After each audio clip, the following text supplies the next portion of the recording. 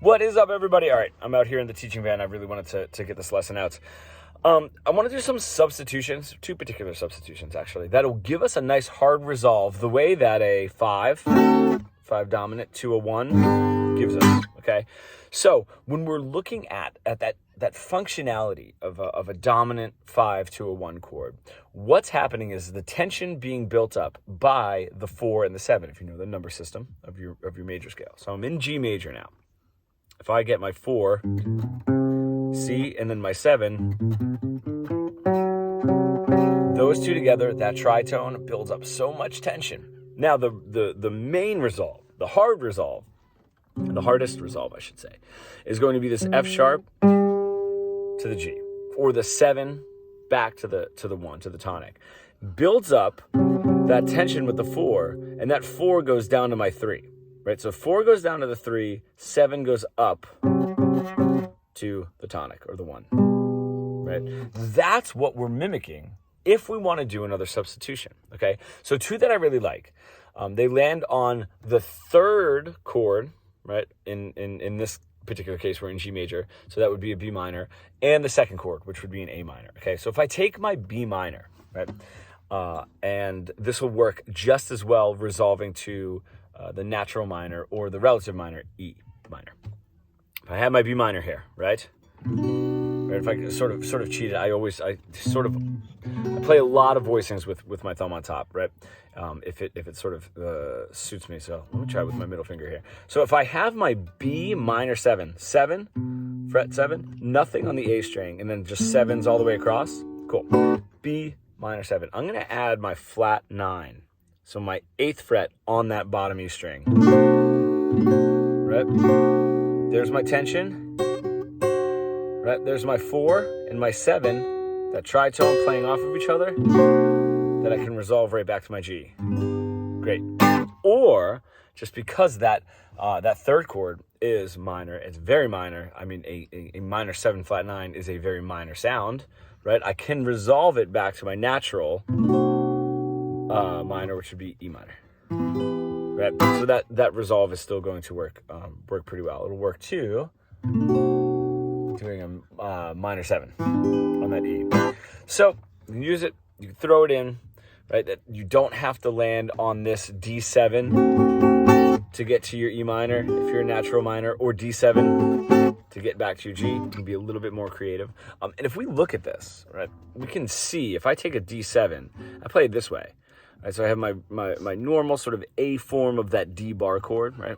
5 on the A string, 5, 7, 7, 7, and then an 8 on the bottom there.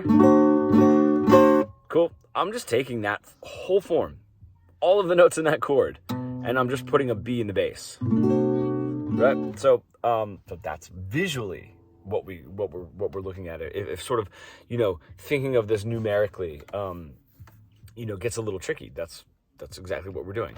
Now, if I want to resolve, let's move this down to an A, which would be the 2 chord, right? Another A minor, okay? I'll get my A minor 7.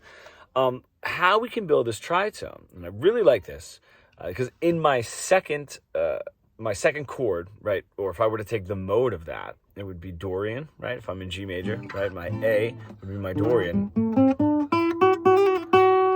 And that minor with a natural 6 is what brings that sort of Dorian out to life. Well, I can think of that, even though I'm not technically in Dorian, right? I'd be in just G major, right? Or E Aeolian, right? E natural minor, right? And I get to that A minor, I can take that natural 6. Now what I'm gonna have is an A minor 7. If I do 5 on the E string, nothing, right? And then a 5, 5. And then I'm going to add a 7 on the B string.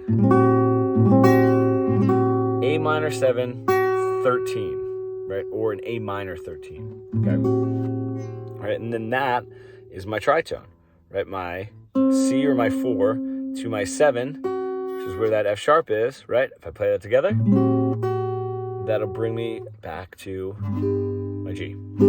Or if I'm playing an E minor, the relative, right, up to my E minor. Cool?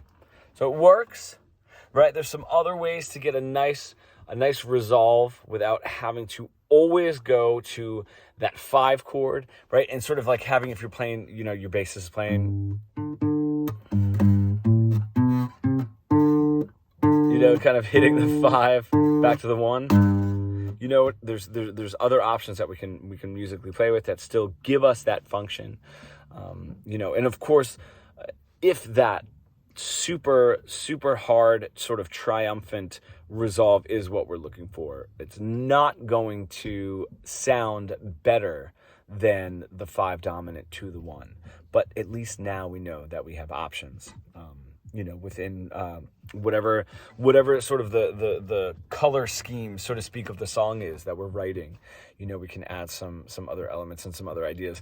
I mean, when we're dealing with a dominant 5 to a 1, you know, it's not always beneficial to go right for the 7, right? You can have whatever the progression is, right? The 5 major to the 5/7.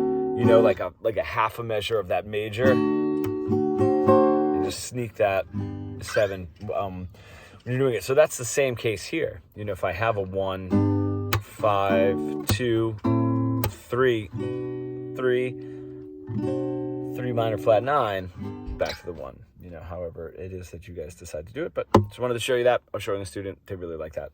So be creative and ask any questions you want. I'll see you guys.